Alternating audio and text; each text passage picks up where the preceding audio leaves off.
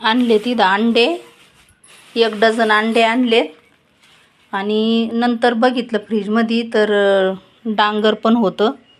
म्हणलं आता जाऊ दे, हे डब्याला चिरून ठेवते आणि आता अंड्याची भाजी बनवते मस्त.